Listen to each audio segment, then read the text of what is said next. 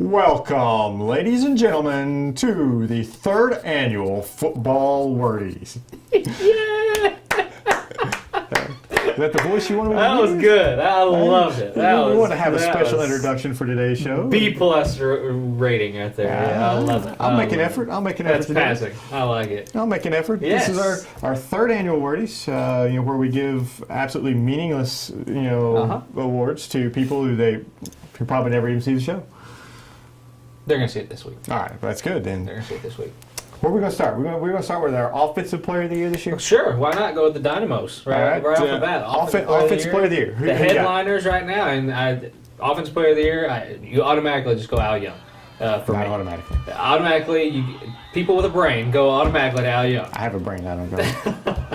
Anyway, Al Young, I mean, what can you say about the kid? I mean, he rushes, he catches passes, he returns touchdowns, he does it all on the field, and with the ball in his hands, he's one of the most dangerous weapons I've seen in a while watching football for around here, and he's definitely one of those guys that's got some upside to him for sure going into the Division I football.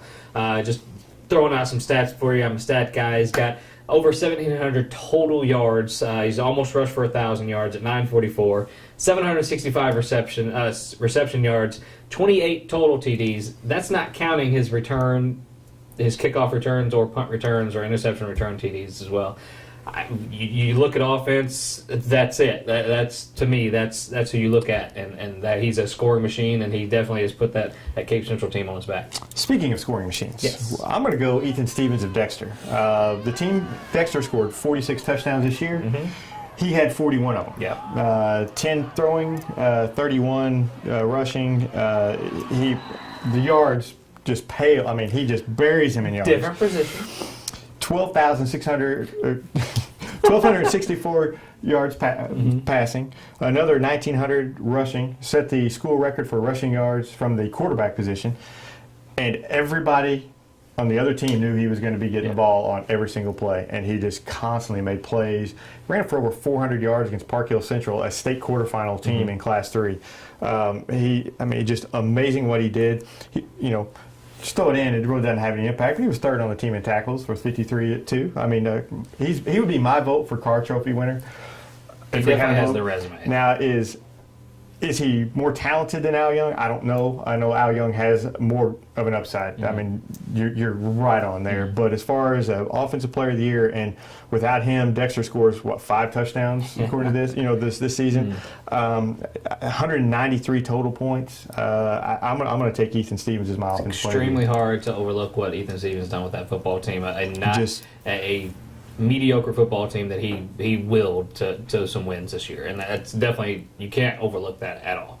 And I completely agree. We have it seems to be like when you go into the season and you're talking about football around here, you just don't really see a lot of talent. Well, we do have a lot of talent, and I'm one that kind of falls into that category of, well, football is just not as good around here, and typically around the whole spectrum of football, it's not. But we have a lot of athletes that do a lot of special things on the football field, and I know we picked 2 of them, but there's a lot. There's a lot more that than could that. be that could be featured as well. And we move right along to our Defensive Player of the Year. Jinx, who is your best tackler, best defensive-minded, always in the right spot guy? Who is that? It's funny you mentioned Al Young because he's my Defensive Player of the Year.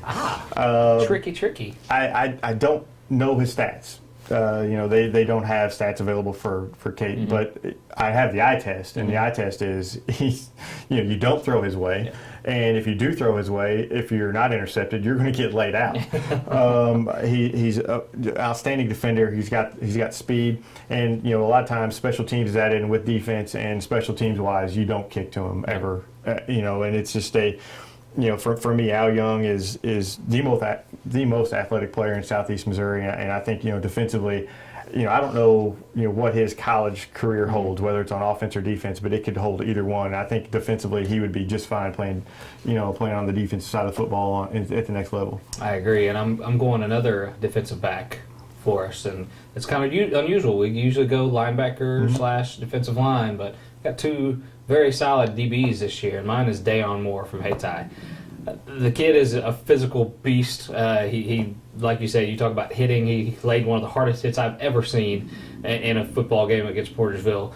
He's just a guy that again you avoid him, and that's one of the things that you look at when you're looking at the defensive side of the ball. And I do have a few stats for him. He had 91 tackles from his defensive back position. Now that's what you think. Well, okay, there's a lot of throwing going on. No, there wasn't. He's just that quick and that fast to get to the ball in that spot. And for Hayti, he kind of had him as a little. They didn't really throw a lot against Hayti. They played a lot of smaller schools that don't really throw a lot. But he's kind of a quote unquote spy back there.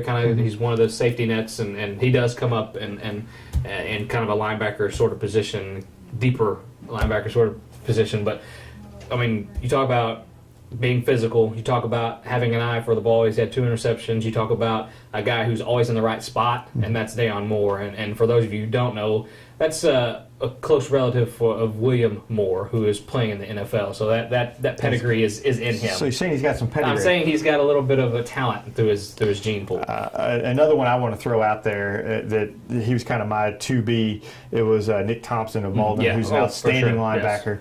Yes. I haven't got to see. I've only seen Malden play twice now, but he's an outstanding linebacker, and he should also be mentioned in this as top defenders. Him and you talk about just.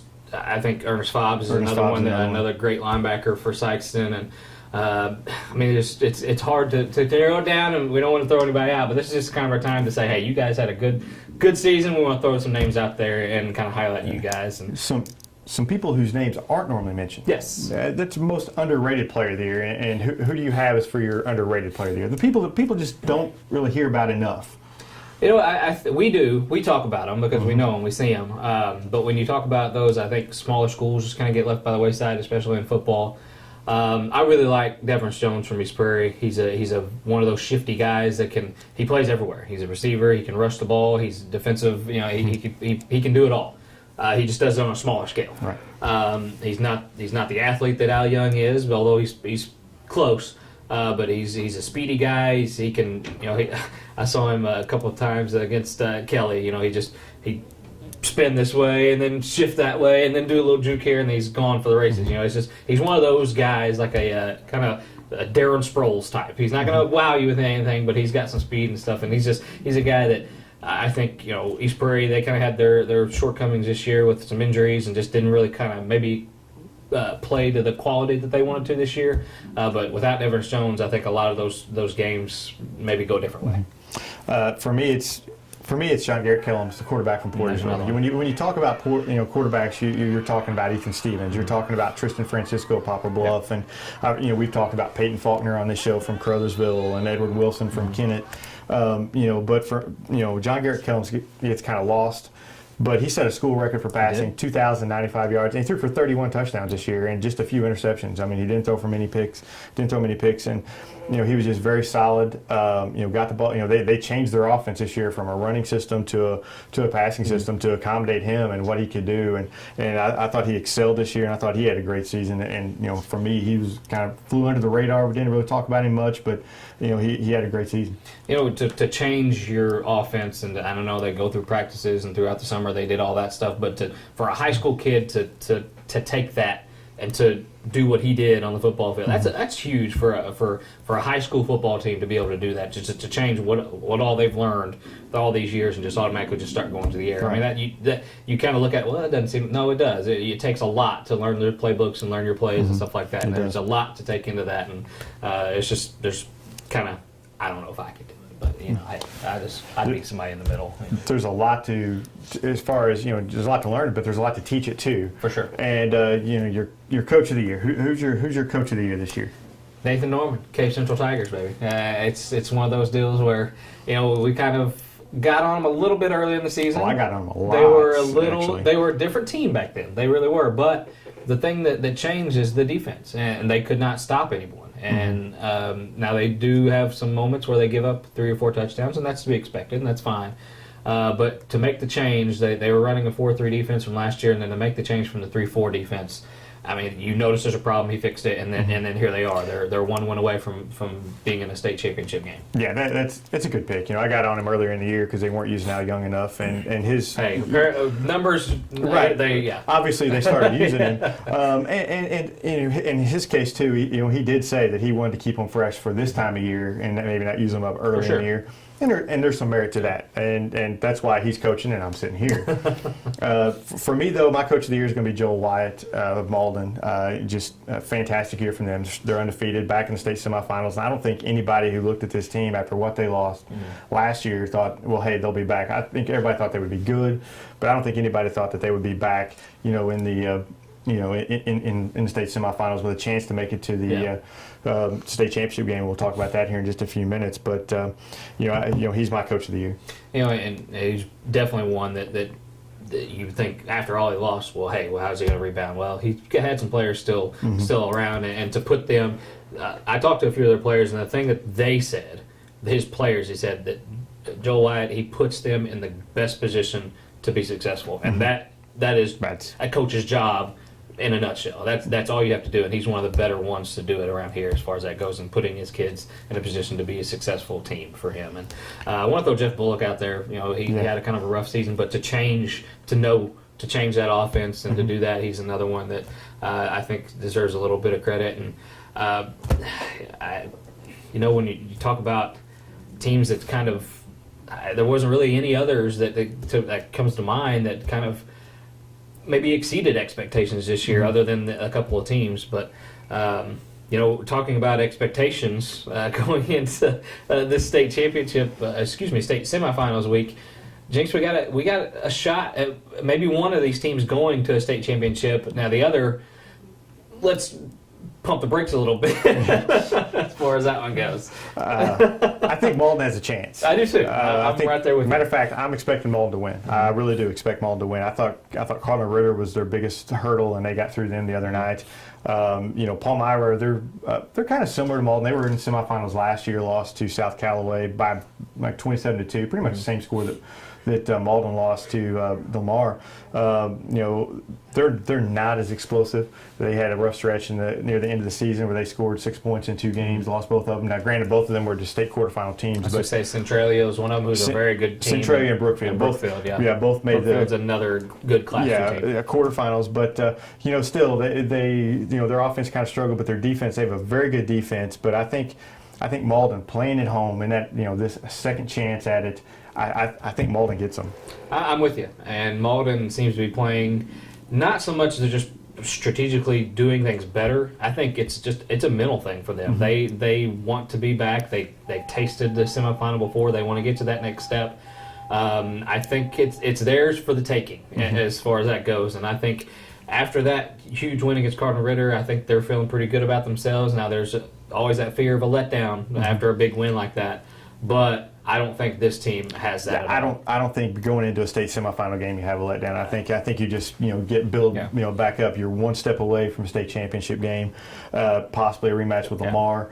I think they're going to have to stop Philip Bland. Philip Bland's has really kind of came on lately for Palmyra as their running back. He's kind of became their focal point. They have another running back who's back from injury named Travis Harvey.